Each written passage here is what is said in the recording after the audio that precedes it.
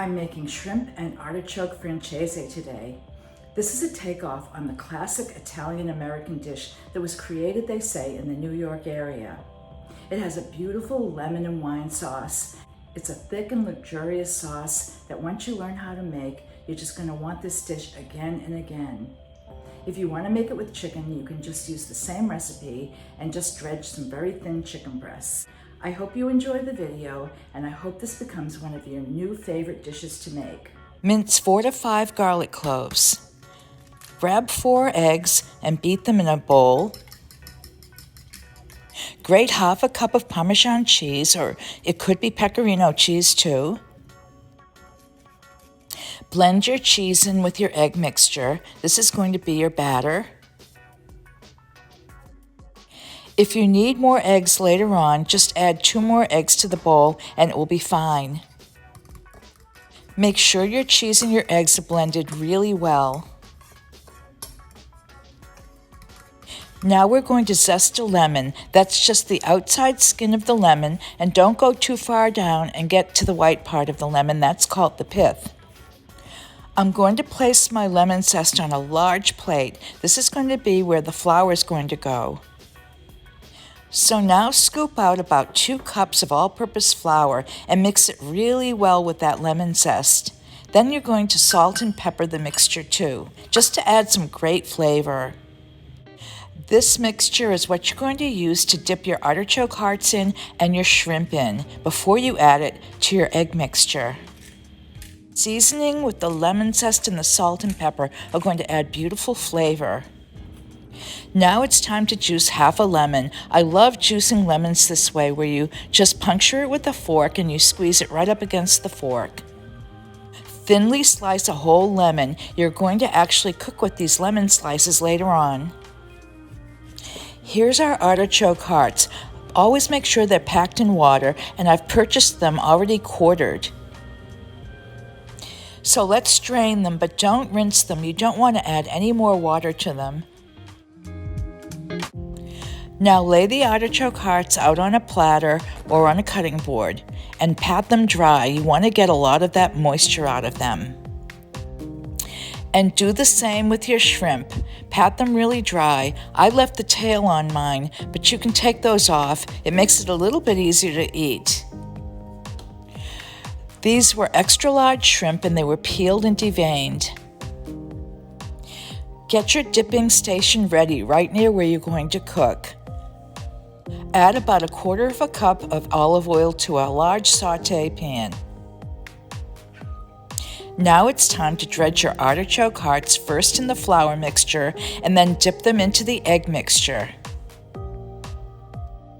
When your oil is really hot, it's time to start putting them into the pan and browning them on both sides. Just make sure it's a light golden brown. I'm doing them in small batches. I don't want to overcrowd the pan or you won't get a really nice golden brown color on them. Place your cooked artichoke hearts off to the side on a cookie sheet or something, and you won't need paper towels. They're really not greasy at all. When you're finished with the artichoke hearts, just move on and do the same exact thing with the shrimp. I would say cook them for maybe 2 minutes on each side.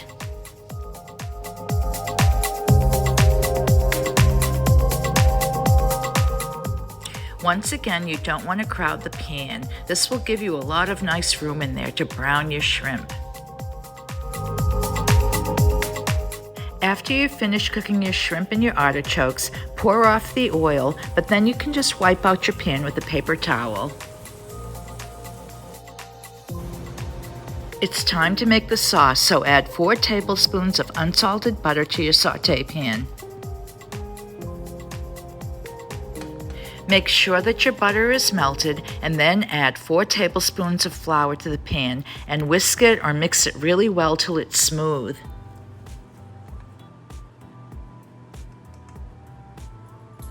It's important to cook flour for at least 10 minutes. That way you don't have that raw flour flavor.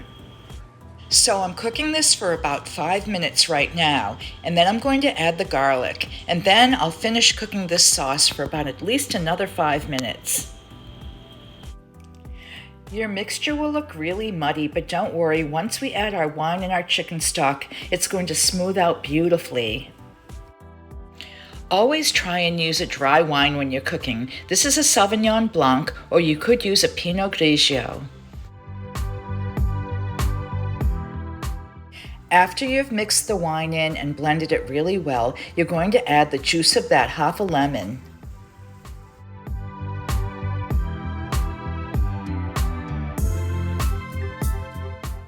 It's time for your chicken stock. I'm adding 2 cups, and if you don't want to use chicken stock, a veggie stock would work really well with this too.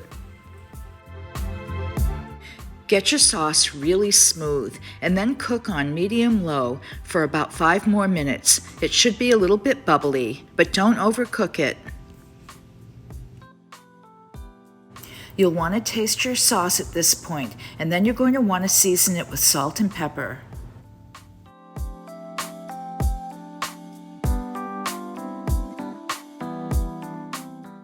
Your sauce is done, and now it's time to add your cooked artichoke hearts and shrimp into the saucepan. Very carefully stir them in. You don't want to break them up.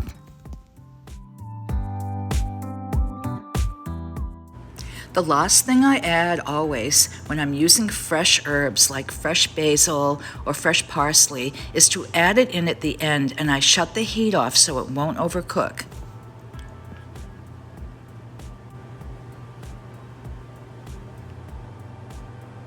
This creates a really beautiful fresh flavor. It's time to serve your shrimp and artichoke francese. This would go really nicely with some pasta or potatoes or even some rice.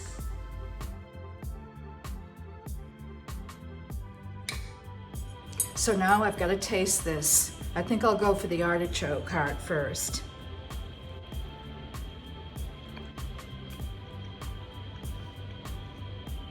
What a wonderful combination of that lemon and wine flavor, and even that little hint of basil. Let me try a shrimp.